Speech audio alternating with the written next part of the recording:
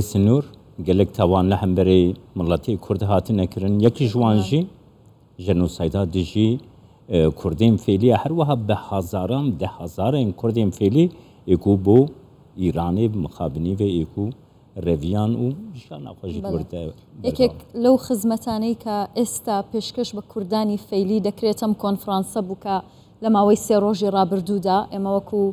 دەستگای میدیای کوردستان 24 سپۆنسەری میدیایی کۆنفرانسەکە بوون کە 20 ڕاستپاردەی لێ بەرهەم هات مەبەستمانە گفتوگۆی زیاتر بکەین لەبارەی ئەنجامدانی ئەم کۆنفرانسە و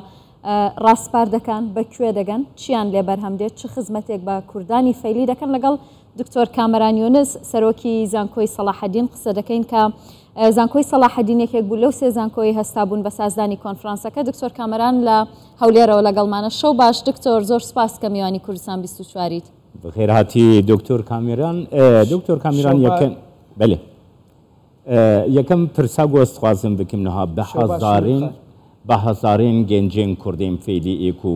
وەندا بوون ژەنۆساید هەمبەرێ وان هاتکردن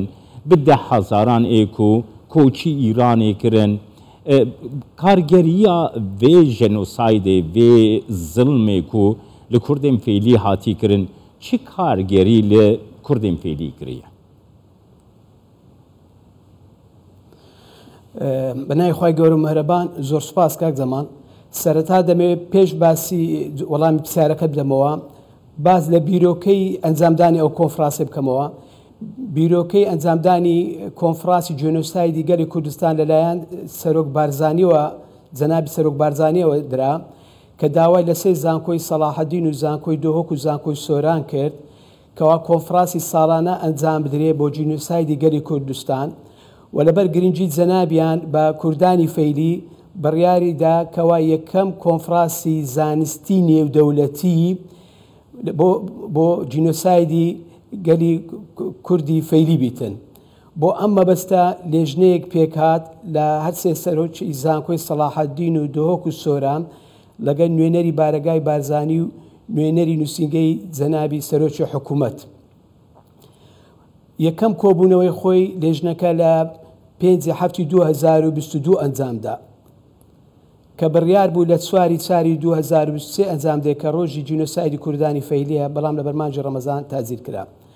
جەنابەت باسیوەت کردکەوە چ کاریگەری هەبووە لەسەر کوردانی فەیلی ئەگەر بگەڕێنەوە سەرمێژوو ئەوەی جینۆسایدی کوردانی فەیلی دەگەڕێتەوە بۆ ساڵی نهایەتە 79 ساڵی 80 کە ئەوانەی دەری دەخەنکەوە 350 هەتاوەکو 600,000 کەس کوردی فەیلی جینۆسایت کراینە 22,000 گەنجیان لە 14 ساڵ هەتا 22 ساڵ هەتاوەکو ئێستا بێسەر و شوێنن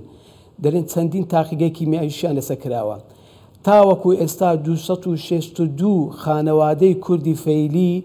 لە ساڵی هەشتاوە کە دەکات 43 ساڵ ئەوانە لە ئۆردوگانە لە وڵاتی ئێران ئەو 43 ساڵە لەوێن دەرم کاریگەری دەرونی زۆر لەسەر کوردانی فەیلی کردووە کاریگەری جەستەیی لەسەریان کردووە لەبەر ئەوانەی تاوەکو ئێستا ئەوانە ناسنامەی خۆیان نییە نە عێراق بەوان دەرێتن ئێوە عێراقینە نە ئێران بەوان دەرێ ئێرانینە کەواتە کاریگەری زۆریان لەسەر بووە زۆر باشە دکتۆر کامەران ئەمڕۆ لە تویتەکەیدا سەرۆکی حکوومەتی هەرێمی کوردستانەوەی ڕاگەیاند کە لە دوام کۆنفرانسا وەکو حکوومەتی هەرێمی کوردستان بڕیاریان داوە بە دروستکردنی ناوەندێک بۆ کاروبارەکانی کوردانی فەیلی ئەم ناوەندە لە چی پێک دێت و چ خزمەتێک بە کوردانی فەیلی دەکات بەێ سنوور خانە بەخۆ دەزانی دایمەن کە کۆنفرانسات دەکرێتن ڕاستپاردەی دەبێتن زۆر کۆنفرانس کرایە ڕاستپاردە کرایە پاشان ئیشی لەسەر نەکراوە بەس لێرکانە جەنابی سەرۆکی حکوومەت و جەنابی ڕێزا سەرۆک بارزانین کە لە ڕۆژی دەستپێکی کۆنفرانس باسی کرد کە ناوەندێک دام درێت لە بۆ کوردانی فەیلی گرنگترین شت بەڕاستی ئەوەی ئەو کۆنگرەی هینای دامەزراندنی بڕیاردان لەسەر دامەزراندنی ئەو ناوەندەیە کە ئێمە ڕۆژدا توێتەردا جەنابی سەرۆکی حکوومەت ڕێزا کاک مەسعود بارزانی باسی کردکەوە وەکو حکوومەتی هەرێمی کوردستان ئامادەن بۆ دروستکردنی ئەم ناوەندە بۆ چیان بۆ ئەوەی هەموو کوردانی فەیلی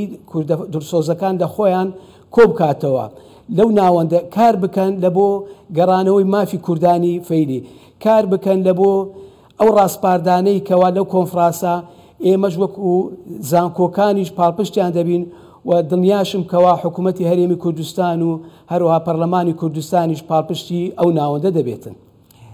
کارگەریە vê navendê ji bo naskirina jenosayda hemberî Kurdên fêlî ji alî hikûmeta federal ve tu çawa dinirxînî doktor?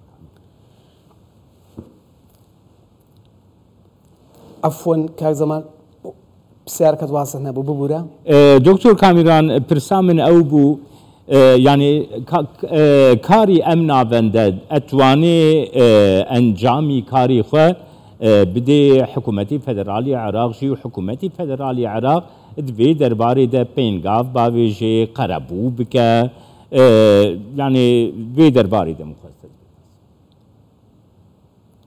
بەڵێ کاری ئەو ناوەندە بۆ چییە لە بۆ بەرگریکردنە لە بۆ گەڕانەوەی مافی کوردانی فەیلی ئەوانەی جینۆساید کراینە کاریان ئەوە دەبێتن کەوا لەگەر حکوومەتی عێراق لەگەر پەرلەمانی عێراق لەگەر سەرۆکایەتی عێراق مفاوەزات بکەن داوای مافەکانی خۆیان بکەنەوە بۆ گەڕاندنەوەی ئەو مافانەی کەوا لیان زەفت بووە هەروەها لە بۆ تەعویزکردنی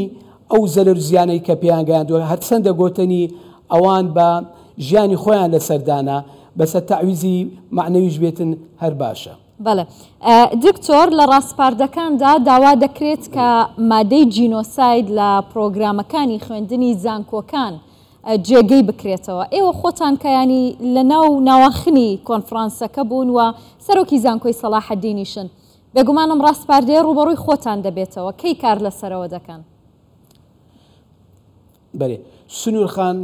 من بەرساڵێک بوومە سەرۆکی زانکۆی سەلاحەدین بەس پێشە من لە ساڵی 2010 هەر کتێبێک بە ناوی جینۆساید لە زانکۆی سەلاحەدین چاپ کراوە و لە قۆناغی یەکەم دەخوێنێتەوە بەس لە ناو چی دەخوێنێتەوە وانەی کوردی زمانی کوردی. ئێستا ئێمە وەکو زانکۆی سەلاحەدین نەک هەر بابەتێک بێەوە بەڵکو هەرسێ زانکۆ بڕیارماندا لەگە برایەن و کاکتۆ داود و کاکتۆ شێروان سەرۆکی زانکۆی دۆک و سەرۆکی زانکۆی سۆرانکەوە ڕاستپا داوا لە وەزارەتی خوێندنی باڵا دەکەین هەر ببێتە مادەی سەرەکی لە هەموو پەیمانگاکان و زانکۆکانی هەرێمی کوردستان. دکتۆر هەروەها دخوازم بزانم ئەv یەکەم کۆنفەرانسی ناونەتەوەییژی بوو لەسەر ژەنۆسایدی کوردێن فێلی کۆنفەرانسێن وسا بەردەوام دەکەن؟ بەێ ئەوە من باسم کردکەوە بڕیاردرا کەەوە ساڵانە کۆنفراز بکرێتن هەرسێ زانکۆ کە لەسەر ڕاستپادەی جەنابی سەر یەکەم بڕیارمان ئەوە بووکەوە لەسەر دەستپێشخەری جەنابی سەرۆک بارزانی بووکەوە لە بۆ کوردانی فەیلی بی لەمە بووە ساڵانە کۆنفرانسات دەکرێتن لە بۆ بارزانیەکان یەزیدیەکان هەروە ئەوانەی گەرمیان کەواتە بەێ بەردەوام دەبیتن. بەێ سپاس بۆتە دکتۆر کامیران یونس سەرۆکەی شتێکی دیش ئەفۆن ئەفۆن ئەگەر بە شتێکی دیشەبی زیاد بکەم ئێمە بڕیارمانداکەوە ئێستا ئەو ساڵ 1740 کورسی هەیە لە خوێندنی دوبلۆم و خوێنی ماستەر و دکتۆرا لە زانکۆی سەلاحەدین لەگەڵ ڕاگرەکانی کۆریژی سیاسە و یاسا باسمان کردێتە ئەوانەی ئادابیشکەوە توێژینەوەی